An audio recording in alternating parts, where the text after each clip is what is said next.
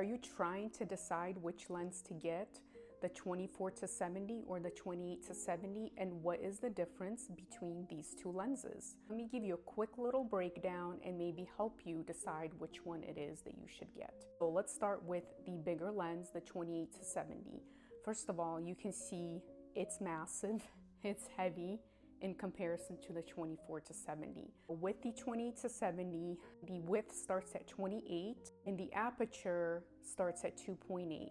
So this lens is technically promoted as a replacement for a prime lens, which I would say not really, because the aperture is 2.0, it's still a little bit on the sharper end. But what I really do like about this lens is the fact that when you do go lower in the aperture and there's a lot more depth of field, you have a lot more light to work with, which is great. I'm a wedding photographer, so I do have to deal with a lot of low light situations, like the bride getting ready in the room. Sometimes the ceremony is low lit. Having that 2.0 aperture really goes a long way, especially if you're trying to shoot natural light. Now let's go to the 24-70. What I like about the 24-70, first of all, it's very light. I mean, I wouldn't say it's very light, but I would say it's a lot lighter.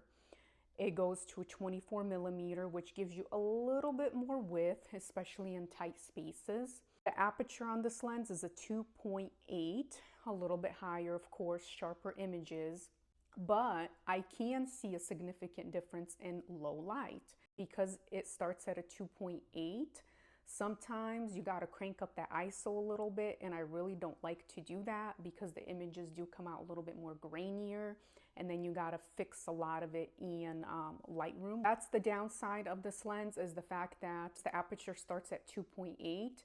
It's not as good as this lens when it comes to low light situations. One of the reasons why I got this lens is because I started to shoot a lot more direct flash at weddings, which means I hold my camera in one hand and then I hold my flash with the other hand. And so with this lens, that's impossible to do because it's just so heavy to hold with one hand. And with this lens, I'm able to actually hold my camera with the one hand and the flash in the other. The 2.0 aperture is great if you want to match that prime lens look. So especially when I'm shooting the single portraits with the bride, then I love this lens. So all in all, I use both of these lenses at my weddings. When I'm doing smaller sessions, family sessions, portrait sessions, then I always use this lens because I want a little bit more bokeh. But can you really tell the difference in the lower depth of field and that bokeh?